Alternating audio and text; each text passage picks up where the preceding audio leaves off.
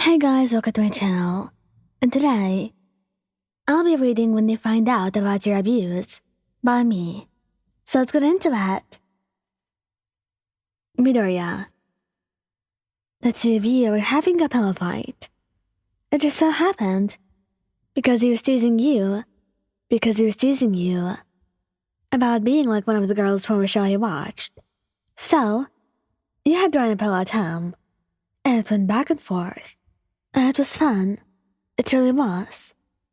Until he pushed you down the bed and towered over you with the pillow in his hand. And even though it sounded silly, but you seemed to be scared. Terrified even. And he stared at you and noticed that look in your eyes.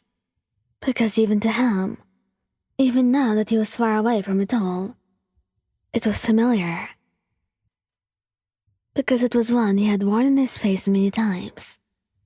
He paused, throwing the pillow away and getting up and away from you. Lion? Love, is everything alright? He said, concern raising his voice. And you nodded, getting up, but you didn't seem alright yet. You curled up and you wouldn't look at him. And he looked guilty. So he sat next to you. And slowly, ever so slowly, wrapped his arm around you, pulling you close to him and kissing your hair. It's alright. Everything's okay. I promise. You nodded into his shirt, clinging to him, as he held you close and whispered words of comfort into your ears. He knew very well that the two of you would have to talk about this later, but now, he just wanted to hold you and reassure you until you felt safe in his arms again. Bakugo. When you had first started dating, everything seemed to be okay. Ordinary even, or as ordinary as it could be with someone like Bakugo as your partner. But lately, after summer and your holiday, when you came back to the dorms, and began meeting up with him more often, you didn't seem very okay to him. You flinched whenever he yelled at you or called your name. You even flinched when he came near you. You would tremble when Aizawa Sensei called on you during class. Something wasn't right about how you were behaving. It wasn't like you, and he wanted to know why. And eventually, he did. It was all an accident. Because for once, Bakugo did not know how to talk about it, how to ask you without making you scared of him or uncomfortable, because you seemed to already be scared of him, and that, on its own, hurt a lot. So when you were sleeping next to him and woke up from a nightmare, crying and sobbing, and begging your father to stop hurting you, not even realizing that you weren't home yet. He had no idea what to do. When he thought about finding out, he thought about talking to you, about this being easy. But seeing you like this, it hurt him. It felt like he was stabbed in the heart. For a million reasons all at once. He tried to calm you down, holding you close, and whispering words of comfort in the softest voice he could, until he finally calmed down. You then began talking to him, telling him what was wrong, and everything that he had to know. And once he found out, he swore that he would make your father regret this. But when he got up, and you held his hand to stop him, pulling him close to you, as if your life depended on it, he realized that maybe he didn't want to do that now. He could care less about your father, at least until you were alright enough to decide what to do. But for now, as long as you were in his arms, as long as he could keep you safe, then maybe everything would be alright. Todoroki noticed quickly, because to him, living in the house of Endeavor, with his mother and his siblings, he knew very well what abuse could be like. It came in all forms, in different shapes, but he learned to recognize them, living with so many different ones than his own. But you're also a bit different to him. It seemed new, yet familiar. Whenever he got closer to you, or tried to kiss you, or touch you or anything like that, you seemed nervous, scared even, because he could see that look in your eyes, and the way you curled inward, trying to make yourself small, the way your skin paled, and you looked around as if trying to find a way out, but just not knowing how. Whenever he noticed that, he would stop and pull away immediately. He didn't want to scare you or make you uncomfortable, but it still made him sad. It made him feel like he did something wrong, or that he couldn't help you in the very least. He wanted to know what was going on, so he could help, but you weren't letting him in. He didn't press, knowing that it wasn't his place, but eventually, he had to, when he found you crying suddenly when he got into your room. You had explained to him, and as soon as he understood, he felt horrified. You had told him about your ex and what he had done to you, and it felt like he was breaking apart. How could someone do this to someone they loved? If he even loved you after all of this, how could someone so horrible exist? But then again, Endeavor did, didn't he?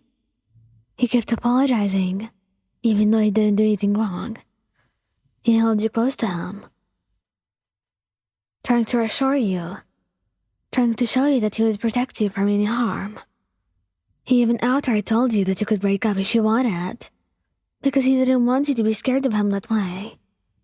But then, you told him that he was your safe space, that with him, you felt like no harm could come to you. You felt okay. You felt protected and warm as soon as his arms wrapped around you. And so, he decided that he would stay with you and that he would support you every step of the way, no matter which road you wanted to go. He knew that it would be difficult for you to act normal with him and for him to stop being so scared for you after learning this. But as long as the two of you are alright, and the two of you stayed side by side, then he knew that you could overcome this, and get better, and feel better soon. And you trusted him to do the same. He had gotten your ex in jail after knowing this, and you were so thankful for him after, because finally, you could feel at peace. Sarah didn't understand at first. He had read a lot. He knew a lot. But probably not this. When you two first started dating, he never viewed you as clingy or anything like that. But lately, it has been getting on his nerves. You'd be scared about him going to hero missions. You'd be scared when he left you for a day or two. You'd be scared over and over. And sometimes, you'd even beg him not to leave. And it made him feel bad. What exactly was going wrong? He wanted to fix it, but he had no idea where to start. But it all came at once, when he didn't even expect it.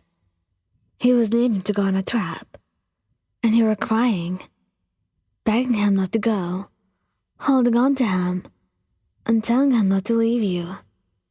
You didn't want to be alone anymore. You couldn't do this without him.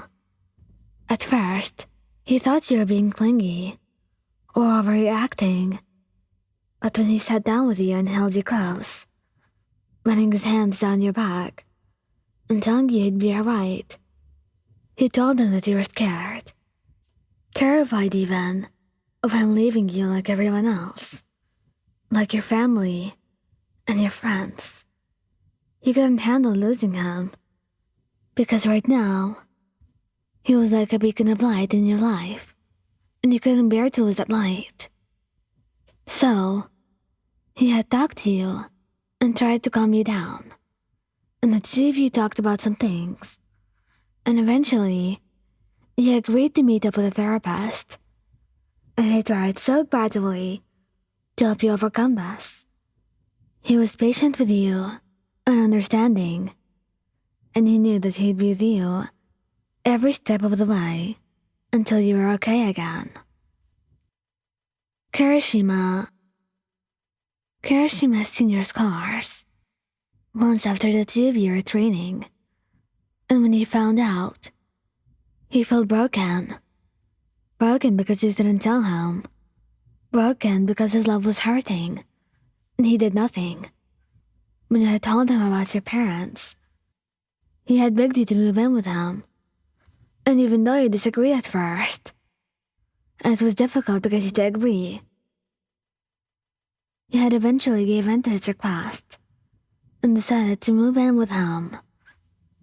And even though the scars would still remain and remind you of the past, he was happy that now he could at least protect you and keep you safe. Kaminari knew you were scared most of the time, anxious, and unconfident. He thought it was normal, like how some of his friends could be, sometimes, or like himself even. But even with him, it wasn't to that extent.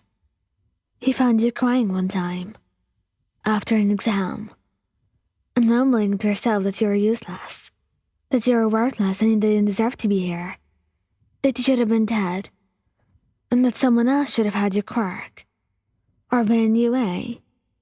And he paused upon witnessing this, because how could someone like you say something like that, when you were so talented, smart, and strong?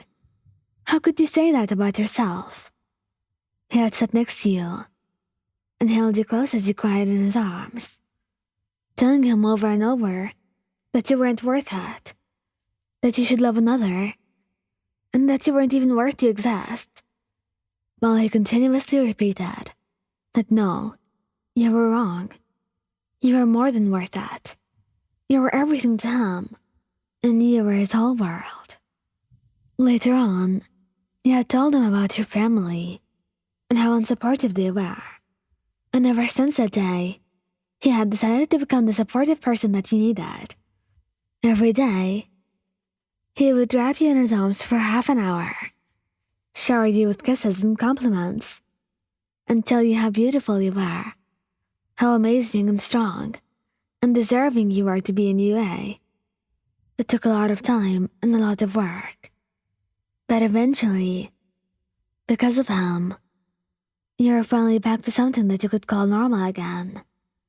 All thanks to Denki for helping you right from the start. He really meant everything to you.